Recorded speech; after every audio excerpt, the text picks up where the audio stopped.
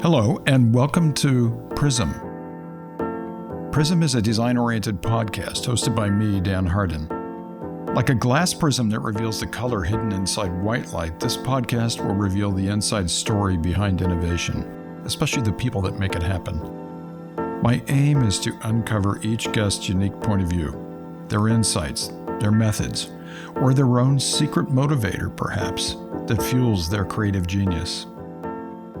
Okay, hello and welcome to Finding Design Nirvana. I'm Dan Harden. I'm Whipsaw's founder, CEO, and principal designer. And with me are Caroline Flagiello and Fred Bould. We're here to discuss how we can evolve from this somewhat dark time that we find ourselves in. We've experienced something truly extraordinary in the last, year and a half, and it's still going on.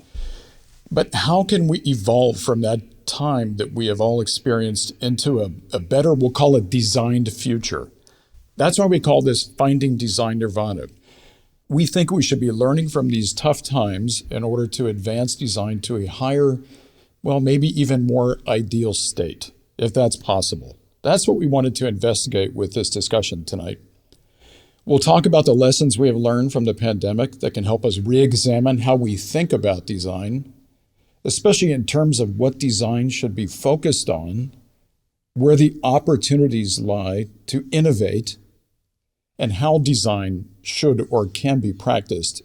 So, without further ado, let's meet our panelists, Caroline and Fred. Fred is the founder and design director of Bould Design. Bould has collaborated with great companies such as Nest Labs, GoPro, Roku, and many, many others. They've won lots of design awards. They've got work at the Cooper Hewitt and SF MoMA. Their design, many of you know it, their design is noted for simplicity, elegance, and a focus on usability. They always do great work. Can always count on Fred and his company. I met Fred in the 80s when we both worked at Henry Dreyfuss Associates, and we've been great friends ever since. Good to see you, Fred. Hey, Dan. Great to see you. Carolyn, good to see you. Yeah, I first got to know Dan when I was an intern at Henry Dreyfuss Associates.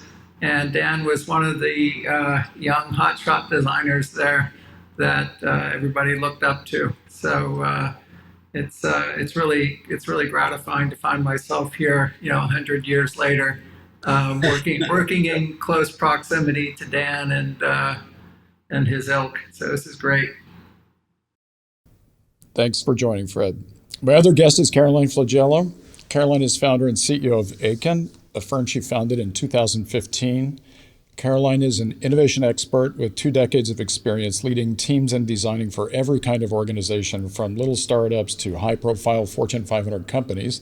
She also worked at Pentagram and IDEO, and I've known Caroline for over 25 years. She helped me chair the National IDSA conference in 2002. I still can't thank you enough for that, Caroline. And you may have also seen Caroline on the CBS series, California by Design. Welcome, Caroline. Thank you for joining. Oh, thank you for having me. Yes, and good to see you, Fred. Dan, when I first met you, it was at the MoMA, and it was during an IDSA awards event. And you were president of Frog at the time. And I was like, oh, that's Dan Harden. And so you were the god. While I was still, starting off in my career. So anyway, it was a long time ago, but you were still the god. Oh my God. Okay, we did not practice. Believe me, this. Okay, so let's get into our discussion. But thank you. So let's start out kind of broad. All right. So this crazy pandemic that we've been through, it has rocked us all to the core in so many ways. But let's talk briefly about its impact on work, especially like how were your practices impacted and how did you adjust? Did you survive, obviously, or how did you thrive? Carolyn, you want to take a... Sure. So when I started Akin 7 years ago, it was a relational-based consultancy. So basically, our goal is to have long-term key clients and reduce that churn and spend. And I also thought that there was a different way to be able to create a consultancy that didn't look like the consultancies that we've all known and love and worked for, and thought that we could leverage global talent in a different way. So I leveraged distributed teams as well as our core team. And so like our practices really haven't changed, but what we did is we really honed the ability to connect in hybrid ways and connect through video, 7 years ago. And being able to access global talent is just really important. And I think really we've seen the fruits of that through hybrid work, quite honestly. And I think organizations are really realizing the power of accessing global talent in that way. But in terms of our practice, we're continuing to thrive in this hybridized environment. Now, others who see the power of that are really appreciating and understanding that. And our clients are getting even more comfortable with that now that it's become more of the norm. So we haven't changed so much in the way that we have practiced, but everyone around us has. So that's been really nice because now it's elevating all of us. Yeah, I guess my experience, I'll be really honest. I was, even though at the beginning of when I first started Bould Design, I actually worked from my house for several years. And even despite that, I was kind of, to be honest, I was a work from home skeptic. I really was. I felt like, it's, how are we going to review mock-ups and, share sketches and things like that.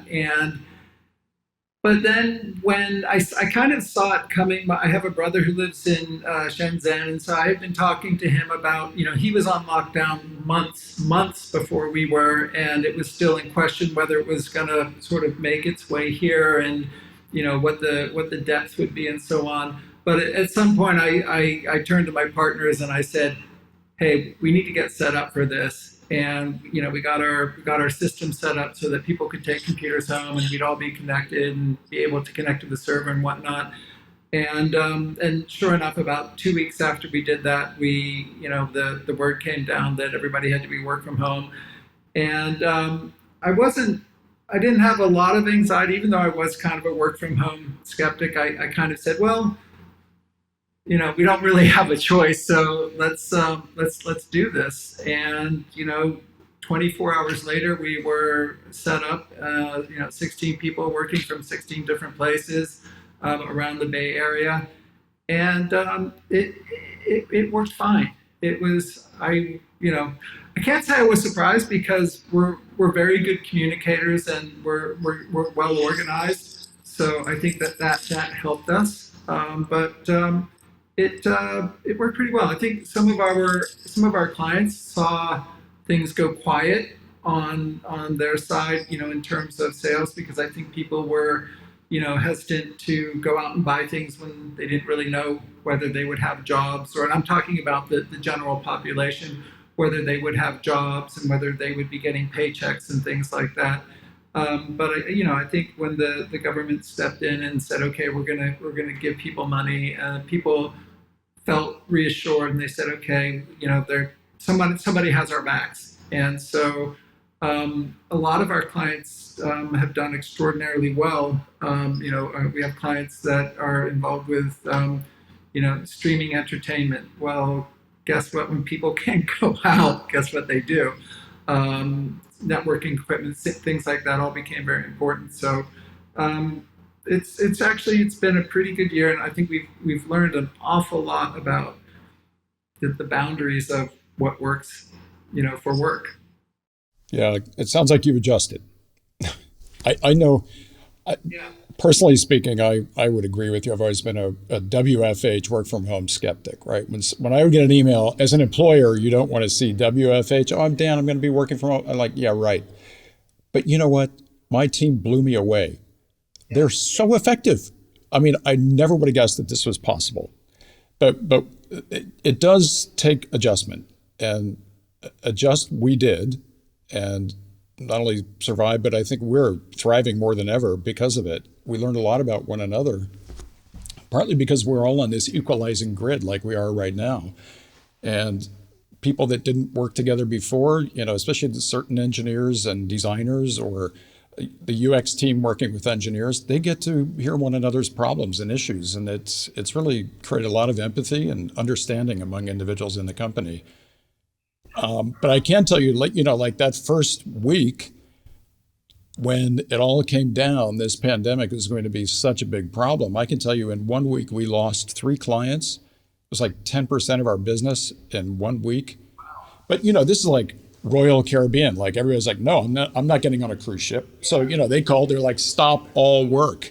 Some of the gaming industry, stop all work. Yeah, there were a few clients like that. It was kind of alarming, I must say. Yeah, I think a lot of clients gave pause, right? And they did pause. And whether it was a couple weeks or a couple months, we all paused, quite frankly. We didn't know, we were stuck at home, literally couldn't move, right? We didn't know what the virus was doing.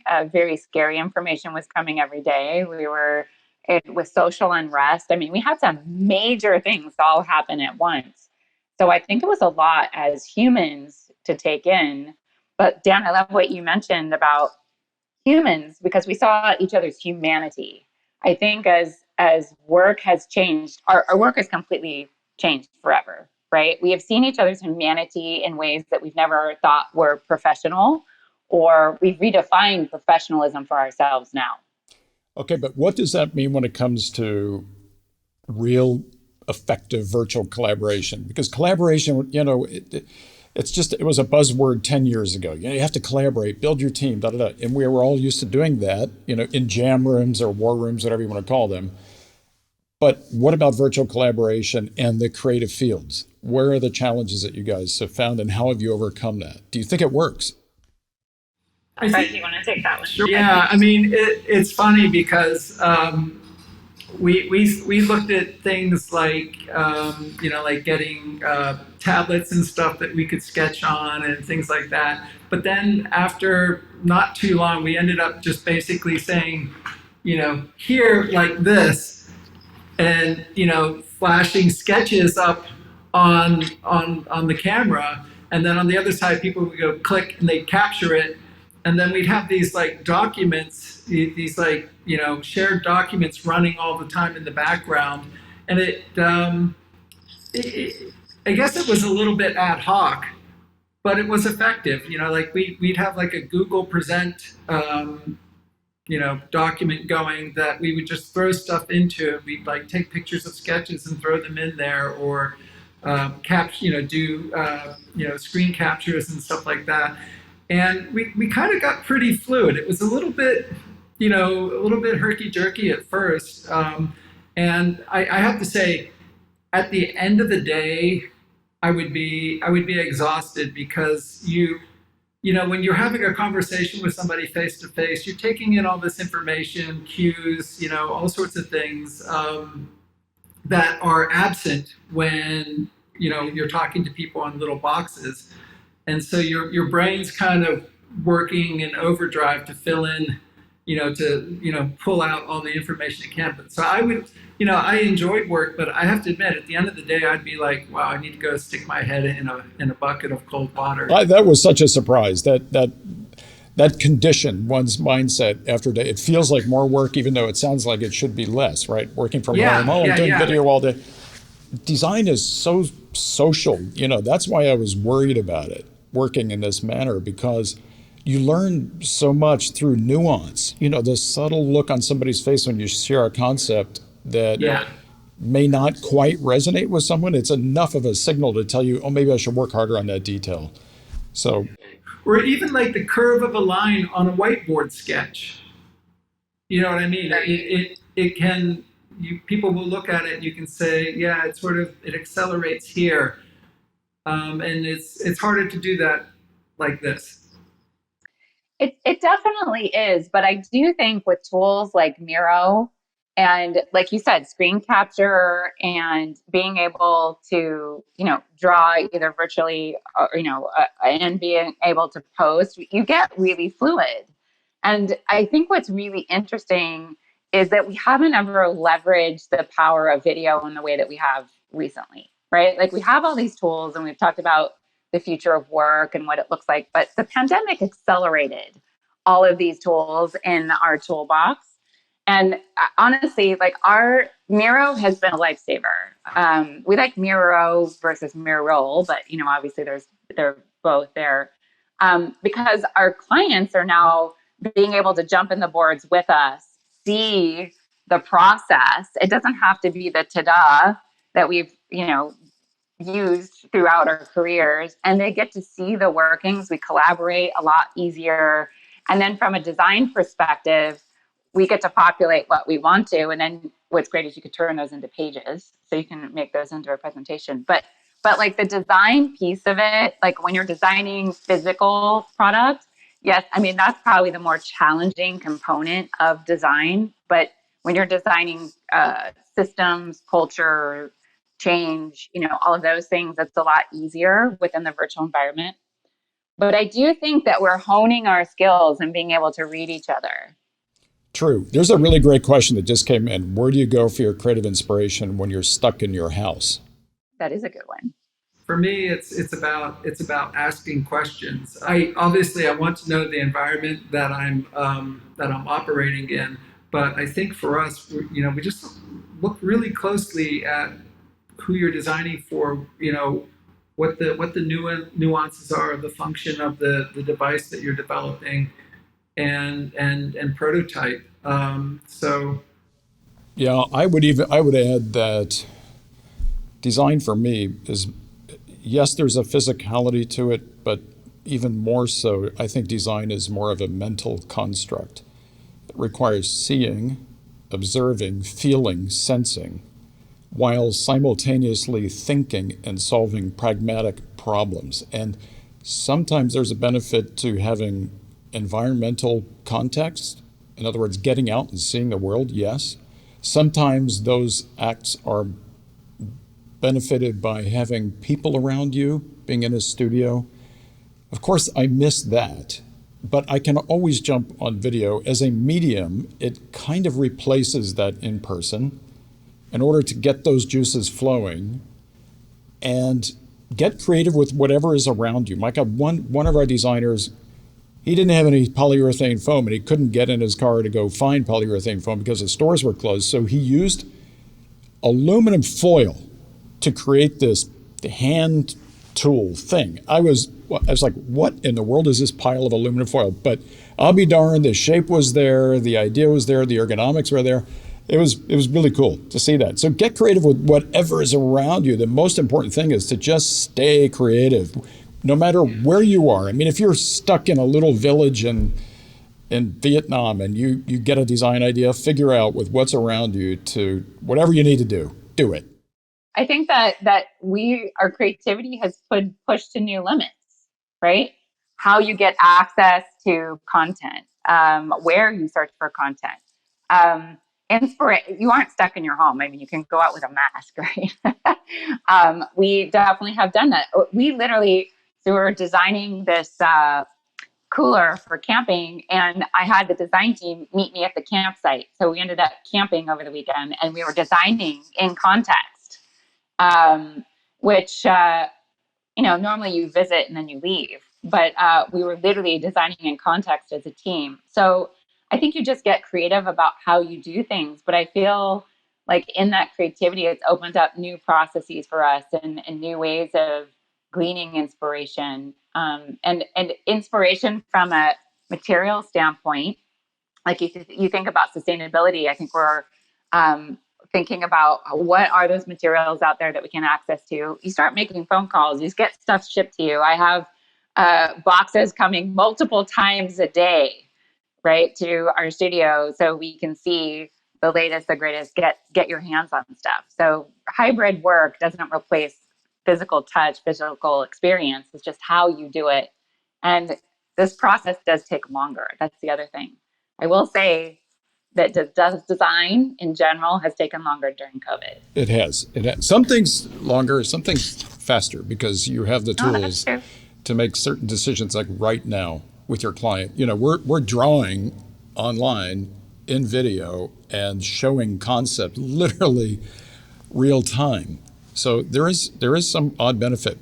So considering that, the process has certainly changed. Did the type of work that were coming into your companies change? It certainly did at Whipsaw. I mean, we got way more healthcare work, protection work, certainly a lot of home goods, because people aren't spending money. You know, their budget allocations going more toward material things that will help them in their home versus getting on an airplane and flying somewhere. And also service design. But where have you guys seen the uptick in different kinds of work?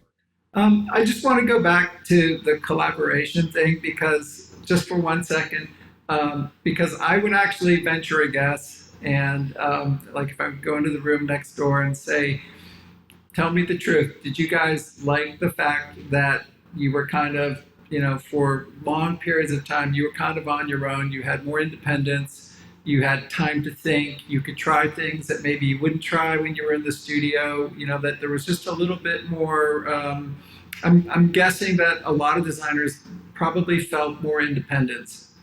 And that was probably, you know, liberating and refreshing. I mean, we try, you know, we try and give designers space, but, you know, there's schedules and meetings and stuff like that. But I'd venture a guess, and I'd say a lot of designers felt like it was. I would agree with you, Fred. I might even venture to say that creative people, well, you're either more creative when you are very relaxed and in your zone, not pressured, or under extreme anxiety. Like, I've got a deadline tomorrow morning and damn it, I got to figure this out now. You know, I find that I'm either in one of those two extremes, or I'm very heady and kind of like trying to reach my subconscious for solutions on the one hand. And the pandemic has been good for that, actually. I've come up with some wild ideas, just like sitting around in my sweatpants. Well, I don't wear sweatpants, but we don't need to discuss what I wear. We're visual people, Dan. Yeah, I know. So, yeah, it's really interesting. I think there is an upside to it. To answer your question, we saw a continuation of what we were seeing before, but we did pick up some medical, and we actually, one client was a COVID related project. It was a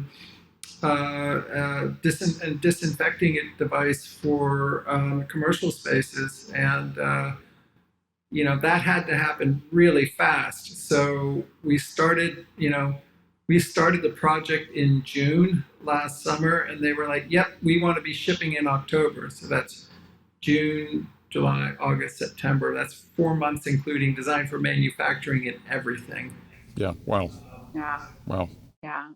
I mean, our work stays pretty consistent. I mean, we're purpose driven in the work that we take on.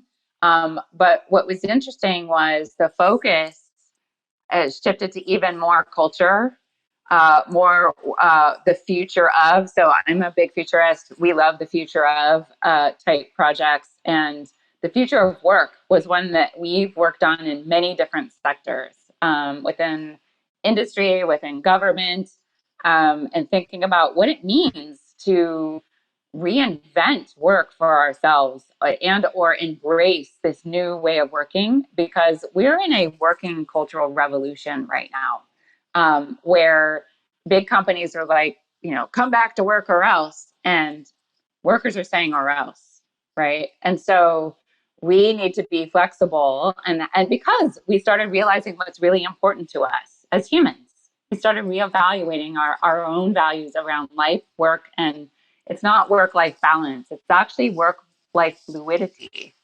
And those boundaries between work and home, they were already starting to shift with, you know, Fridays off, or, you know, flex Fridays, et cetera. But no, it's actually very different now.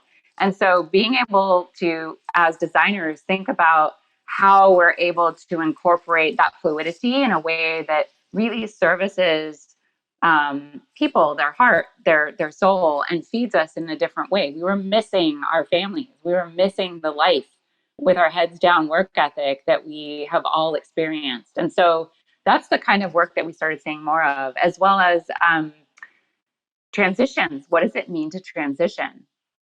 And thinking about as a culture and as a human, as you go through these transitions, how what support do you have? What models do you have out there? And what is your ecosystem? What's your network? And who are the people that thrive in transitions and don't?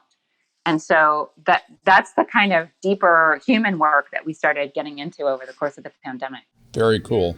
One thing in addition to that, I've also seen that the pandemic has acted like an accelerant for certain businesses and technologies. For example, we're starting to see way more interest in different kinds of precision medicine or very specific solutions around healthcare. Partly because the technologies, we're realizing that that's where the answers are. If you look at what Pfizer and Moderna had to go through to create that vaccine. And of course, all of this relates to design because we have to ultimately package these solutions and present them in a way that are palpable and understandable, intuitive to those end users that we want to have consumed these products. So we're starting to see way more AI-driven diagnostics, lots of biology plus electronics, netting products that are very weird and wild, something like we did recently for this company called Koniku. Just really unusual things. And the pandemic has been like this catalyst in some way. Some people are just like, well, the heck with it, let's do this. Yeah. There was a doctor at the National Health Service in England who said that they've seen 20 years of innovation in 2 weeks. And I experienced it myself. I had a pinched nerve in my neck from doing stupid things. And so my doctor said, well, do you want to do PT on Zoom? And again, I was skeptical, but I said, yeah, sure, that sounds great. Let's do that. And it worked. It was a little bit, it was a little bit odd. But it worked. Here I am 3 months later and no more pinched nerve. And I other than seeing the physical therapist online, I'm sure it made their job much harder because they couldn't, like bend my neck and say, hey, did that hurt? Or things like that. But I think we've seen a tremendous amount of innovation in a very short time. And I think that it's opened people's eyes to opportunities for new types of products and services. Yeah, it is a plus. And I think that, when things get tough, people have a tendency to really reassess what they want out of life. They start to think about things like quality of life being more important than quantity of life. And this is really where I want to move the conversation is, it sounds to me, all three of us are experiencing the same kinds of changes in our companies. There is more of an emphasis on quality of life and healthcare and home-centric design. But will it stick? I want it to stick because it seems like people are being a little bit more sensible. I think quality of life and quality of design go together like peanut butter and jelly. I mean, they work well together. So, but we all live in a wild world and everybody's trying to make more money and the traffic's coming back. And are we going to fall back into these patterns? How can we make it stick in the foreseeable future? Well, I think one of the things that we are missing, and we're seeing this in our, we've been auditing Silicon Valley companies and honestly nationally as well. And what's missing is that friction and that need that innovate helps innovators and creatives spark. And if we don't get back to that level of spark, which comes from interacting with each other and or seeing things and being inspired, like going to CES, for example. One person brought up how CES was important to kind of spark. She used the word envy, but I don't know if it's envy, but like just spark, that creative aha, like I want to get in the mix. We will start seeing a push for the lack of comfort, in the home, so that we can get to that creative spark. So that's one of the things that we need to think about. How do we create that spark or keep that spark going. And we're also coasting on a lot of our relationships that we've had pre-pandemic. So starting a project with a client that you've never met in person, and or teammates that maybe you have new hires that just started, really hard to do if you haven't met in person. A lot of projects are failing all around in every company with teams that haven't met in person. So how do we keep it going in terms of that balance and honoring what people are feeling like they're missing, but then how do you just keep that creativity, that hunger alive? Haven't figured that out yet. What do you think, Fred, about that? I think that there was a lot of friction during the pandemic, to enough friction to start a lot of different fires. So I think Good creative friction versus like destructive fire friction. yeah, no, I think that the pandemic just really, I mean, for me personally, it definitely helped me kind of realign. I feel like there's, within the studio, there's just, I think there's a lot more empathy for everybody, and I think that when people are more empathic, then they're more attentive to each other's needs and they're kinder to each other. And I think that plays into design. I think that helps, us, when because we're always, sometimes we're the users of things that we're designing, but a lot of the times we have to imagine. And so I think that when you're more empathic, it's easier to imagine, and you go that extra mile to create a better experience. But Fred, how do we make this the tangible benefits that we just heard?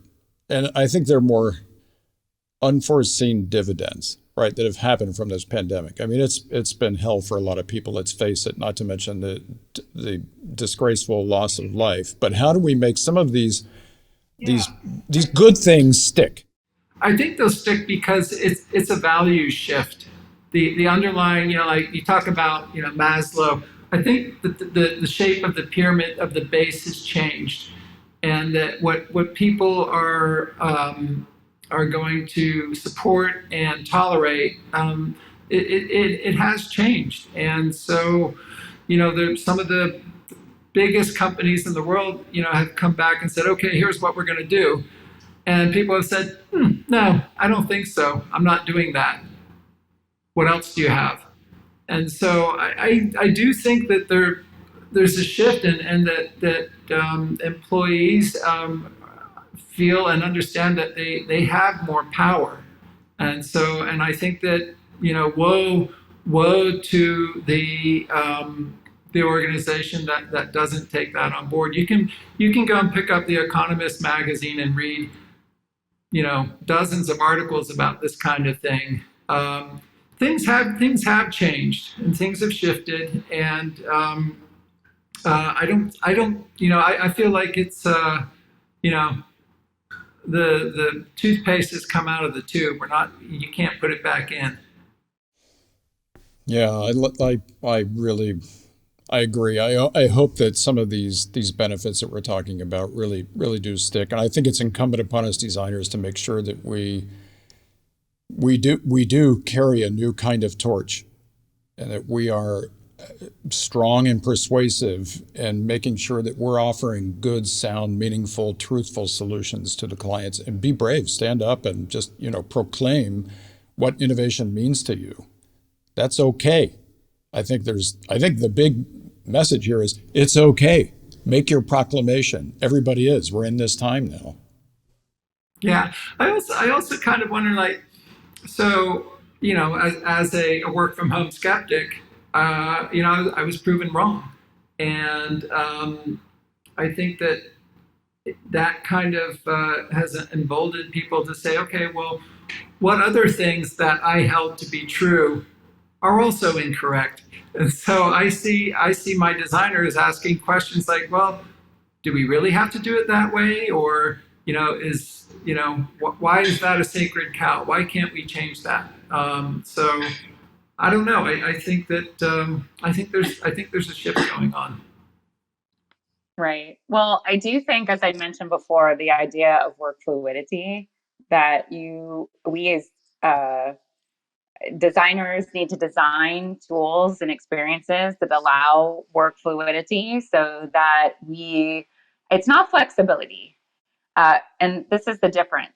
So, and I stumbled across this aha, thinking about the future of work, that it isn't about either or. It's about that we are working in our cars, at the cafe, at home with our teams, at our home office, back, hopping on a plane, working on the plane. Like work happens everywhere. And while we may have thought about that, we still think about it as binary, work from home, right? Well, actually, it's not just work from home. So work fluidity needs to happen as our devices pick up from one area to another. Um, Content, our access to content, our access to people. We need to think about that even more because honestly, our tools are still very limited in what they can do and how they support idea generation, collaboration.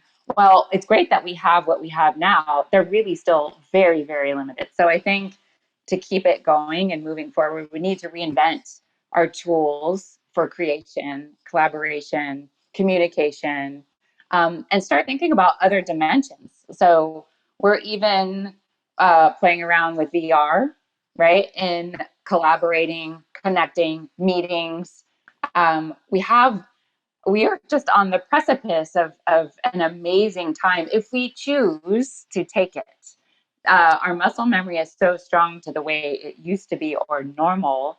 I think that we may be missing a big opportunity in advancing how we create, how we work, how we think, how we transmit ideas.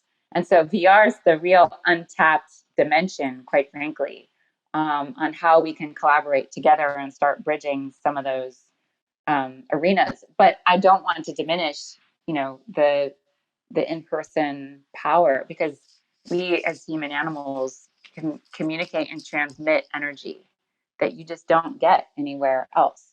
So we need to not forget that obviously in person is hugely valuable, but I don't want to miss out on all of the other dimensions that we haven't really tapped fully. And I think designers intrinsically are so good at that because many of us are craftspersons, artists, musicians, and it allows you to have this touch point with your own humanity. And it's often that element of that designers bring is sometimes sidelined by big business and managers and CEOs that maybe value the bottom line more than an individual's big idea. So yeah, if it's allowed us to bring out more of our humanity, that's awesome. I love that perspective, Carolyn. Do you think Great tools, right? We have Zoom, we have Google Hangouts, we have all these other things. And when we first, I think that the people who developed them were sort of like, oh, crap. We have 500 times the number of people using this now. And I think that they probably, people generally are like, I'm very thankful to be able to talk to people like this. But in fact, the software could be better. It could be easier to use. It could be more flexible. It could allow us to share more easily. And so I'm guessing that there's this sort of unseen groundswell of people out there going, wow, there's a lot of opportunity for making this a lot better. And so I think that when you say, how are we going to do it? I think it's probably happening, out there in Silicon Valley and across the world. People are probably imagining great new ways for collaborating. It's true. Do you think this pandemic, in both of your opinions, has made us, especially designers, has it made us more accountable? Is it going to make us more responsible? Will it prompt us to really think about the essence of a problem and how to really go about solving it that might additionally be very sustainable in every way, not just environmentally sustainable? For sure. I mean, honestly, at the beginning of the pandemic last year, I was on a panel where scientists were talking about, from the UK, were talking about, you think this virus is bad? Wait till the climate change hits you. And you're worried about being in the home now? Just wait. And it's in years, not in 10 years, it's in a couple years. And I honestly, we've heard climate change, and it doesn't stick with you as much as when this scientist was talking. It scared the bejesus out of me. And ironically, from that conference to when client work started picking up again, it was all about sustainability more than ever before. And it really gives you pause about, and especially as design leaders, being able to say, hey, wait a minute, I don't know if that deserves to exist, this product that you want to create. Like, let's prove, why does that deserve to exist? And I don't know if I want to partake in creating that thing. And I think also when we think about sustainability for the product, its life cycle, and the onus that we have as designers, not just in sustainability, but in the creation of things or services or experiences, just because I think we really have a lot more power in being able to redirect, refocus, and also be able to shift and build a business case for maybe something that's an alternative that actually has much more positive outcomes. And that process of development as well is much more positive. So in that, though, I will say as designers, it is crucial for us to get up on many different manufacturing techniques out there for, let's say, sustainability, because I don't think that we have in our toolbox enough sustainable knowledge to really design effectively cradle to grave and beyond. I don't just think I know. And I think it behooves all of us to really get deep into what this looks like. And sustainability, not just in physical product, but and the whole cycle of our experience, from product, services, culture, everything needs to be sustainable. We worked on a program years ago around human resilience. Human resilience is part of sustainability, right? And thinking about how we're able to tap into ourselves to be sustainable, which also mirrors back into a earlier point that you made, Dan, around how has this changed us? Like, how are we more sustainable as humans in this condition that we're in right now? But also sustainability in the products, as I mentioned, and the services that we design. Yes, we do have greater responsibility than ever before because we've seen the effects. Yeah, I also see this. Has been for the last 50 years this relentless corporate drive to make more money through design. And honestly, I know I do design for a living, but that kind of motivation simply does not inspire me. I mean, my definition, and the pandemic has really driven this home, is of my definition of prosperity is totally the opposite. And like a lot of designers, I mean, I think we have to value meaning over money and outcome for users over income for corporations. I think growth of cultural value is more important than growth of shareholder value.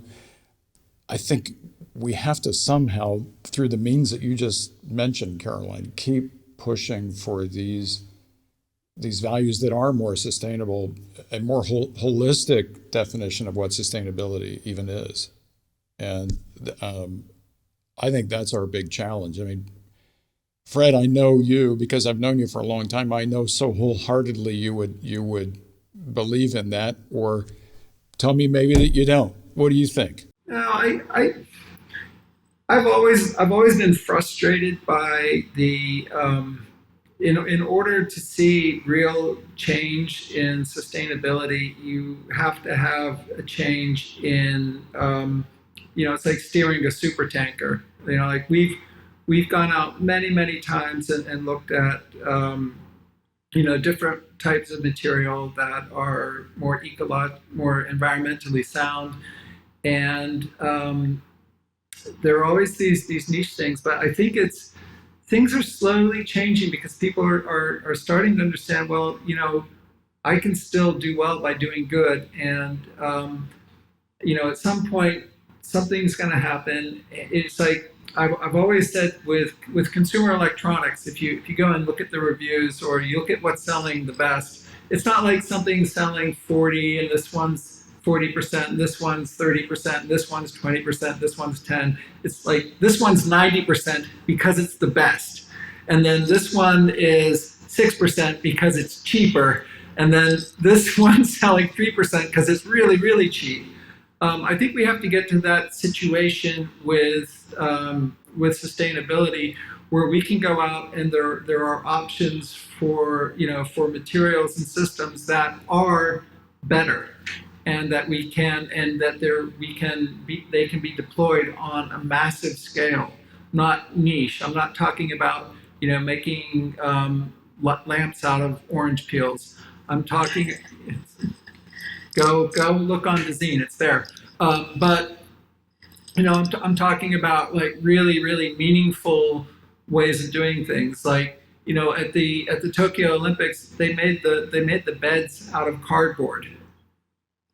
Okay, that's awesome. Why I would be okay sleeping on a cardboard bed. I don't. It doesn't need to weigh 600 pounds.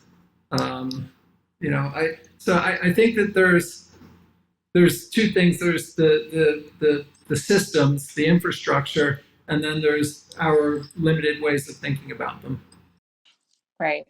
Well, I wanted to ask, so we're working on sustainable running shoes right now. And it's interesting when you start investigating, like in the running shoe category, all these proclamations, right, from big companies that we all know and love and have worked for around their sustainable shoe. But, there's a lot of carbon credits that they're buying, right?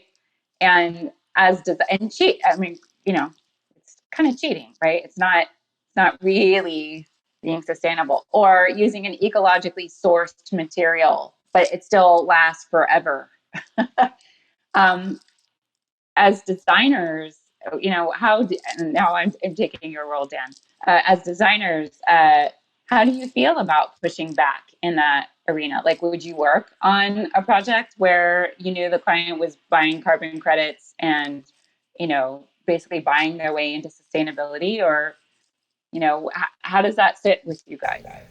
I think as long as you are able to make the positive change that you should be as a designer, then the means in which it occurs, providing the ends is a good result, some benevolence, some benefit to the end user, then I'm okay. Yeah. It's kind of interesting because, our client isn't necessarily advocating for that, but it was just the investigation out there, seeing the greenwashing, if you will. It doesn't sit well with us. We're like, if you're really willing to make a change, we're there for you, right? We're going to take and we're going to see this through. But if it's a marketing ploy, we're not really that interested in engaging. Oh, I misunderstood your question then. I hate anything disingenuous. So, we are often, every design firm you'll hit these moments when you have to ask yourself, should we be doing this? We turned one down this morning, a client that wanted to work with us, and we're just like, no. And yeah, those are hard decisions sometimes because they're often not black and white. Right. I think you have to ask yourself, okay, is this super tanker, do they want to make a turn? Or do they just want you to, get on the deck and cheer them on? And I think that if you can make even an incremental positive impact, then it's worth doing, because there's definitely somebody else out there who won't care and will just say, yeah, sure, we'll do that. So if you can get in there and even make, like if we could get a client to just make a change in their packaging, to go from, say, a plastic insert to a compostable insert. from like a styrene or something like that, which is horrible, to an egg crate or something like that. Then it's these things they're all incremental, but I think they're meaningful. Yeah. And that's a really good point, right? Like increments do add up, they do stack up, and it is important. And I think to circle back, Dan, with your question around responsibility, we're all saying that, yes, we do have responsibility to bring up these really hard questions and then also to guide the process towards a better answer or utilizing things that they've already used, but in a new way. And that's where it doesn't always have to be reinvention, right? It could be a rejiggering of an existing system, but just optimized in a way that actually improves exponentially over time. So I just wanted Yeah, to circle back. very, very good point. If there's ever a time that we have the ears, in the C-suite, our clients, it's probably now, because with all of this change we're seeing, I mean, whether it's social change, climate change, changes in the Delta variant, I mean, there's just so much that we're dealing with, right? It's hard to cope. Designers are good at coalescing solutions, at culling from what we see in the world into some form of betterment. And I think that spells, when there's so much change going on, that spells opportunity to me. Change occurs in very difficult times and very positive times. So I think that's what we're seeing here. And it is our moment to do exactly what you're just saying. So this is awesome. We've covered so many interesting things. There have been so many incredible questions coming in. So there are so many here on our list. I'm going to just hand select one or two or three, maybe, to see if we can get through them. These are real time. Let's see. Work from home has made everyone work more than ever. Who would have guessed that? And has blurred the line between work and home life. What's your plan for returning to a healthy balance of work and rest for your employees? Well, we're actually we track that pretty closely. We actually go to people and say, we think you're working too much. What can we do to help you balance your workload? Because I mean, we know that when people are working too much, their productivity goes down, their happiness goes down, and the work just isn't as good. There's definitely there's a limit to how much you should work, and we actually we review that every Monday. We look at how much the leadership team here looks at it and says, okay, well, everybody's good, it's sort of like everyone's somewhere around 40 hours. If somebody's above, then we'll go and talk to them and say, okay, well, how can we help balance your load? It's super important. People have known this for ages too. There's somebody works 70 hours a week is not doing a good job for a number of those hours. Right.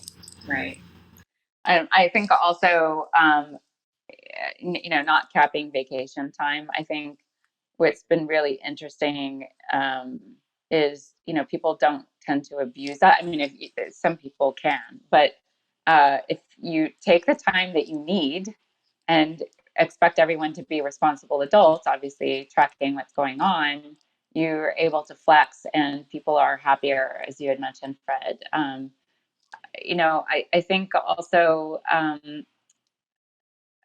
at least for us, like, gone are the days of I need to see you working at your desk 40 hours plus a week, and if I don't see you working, then you're really not productive, right? I think being able to understand that work and life, if they're going to be more fluid, they're going to happen.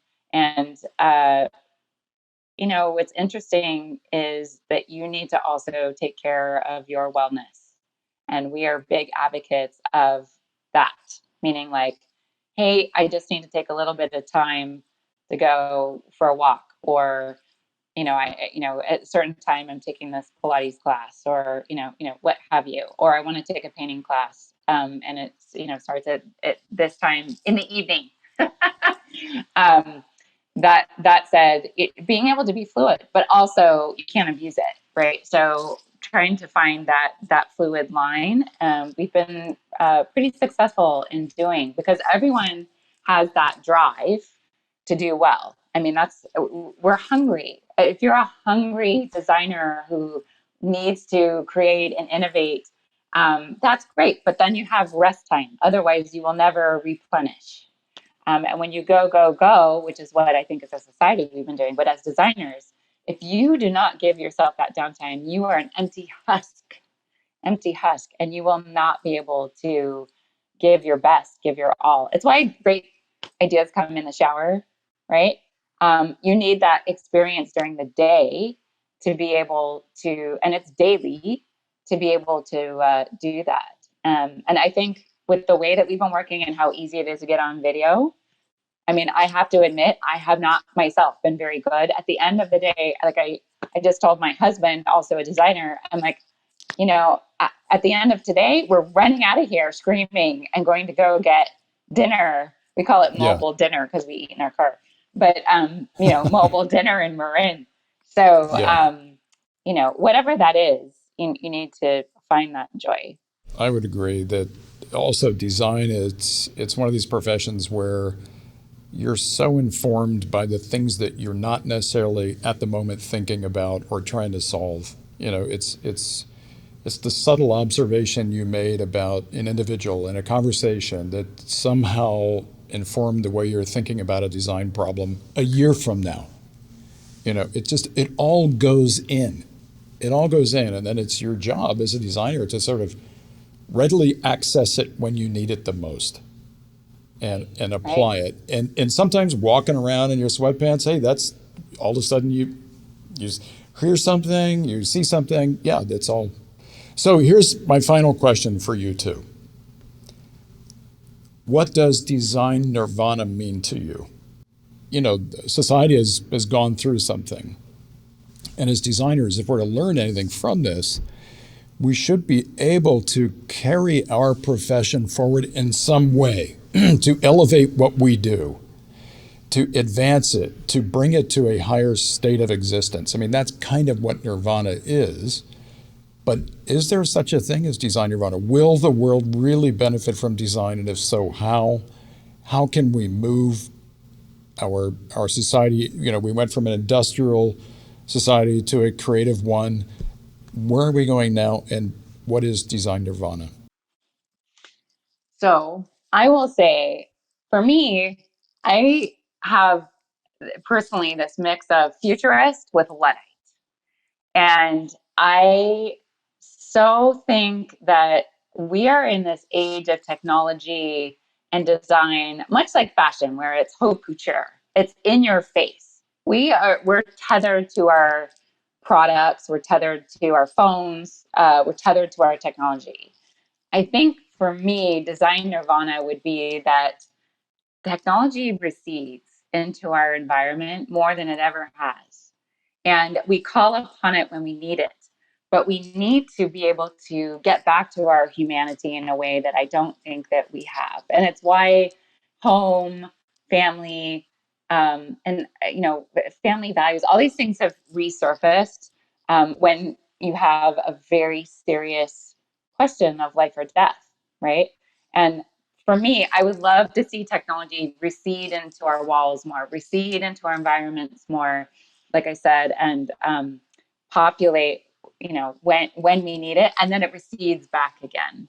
And so for me, if we can, as designers, almost get over ourselves and the flashiness of look at the cool thing I just made or the cool system I just designed, and be like, wow, and then it just goes away. That to me would be nirvana. Huh. I would say for me, design nirvana is, and we were talking about this recently, is just meaningful, hard to solve problems, because I think that's what makes work interesting, is to have a hard problem that needs to be solved. To work for clients that um, recognize and value our efforts and are supportive of the process that we go through. I would say we have that. Our clients are generally very, very supportive of what we do and how we do things. And then, to be working with a team of experts, people who are super engaged and really engrossed and love what they're doing. I think that's what makes the studio special, is that there's this I don't know, there's this sort of kind of sort of unspoken understanding amongst everybody that that what we're doing is challenging but fun, and we're all sort of engaged as a group and supportive of each other as individuals. Awesome. I think we're out of time, and it's a shame because we have received so many questions. There's got to be a way. Well, you can find all three of us online. Sorry to have just volunteered your more time, Caroline and Fred. But if you wanted to ask any of us individually any questions, I know I'd be open to answer a few questions. And I'm Dan at whipsaw.com. And you can certainly follow us at Whipsaw Design. I just want to thank everybody for tuning in. It's always a pleasure to do this kind of thing. We do have to just stay connected. What we're trying to do is really just keep our community together and have stimulating conversations like this with really cool people like Caroline and Fred. So thanks, everybody. Huge thanks, Caroline, Fred. Wonderful, as always, seeing you guys. And good night.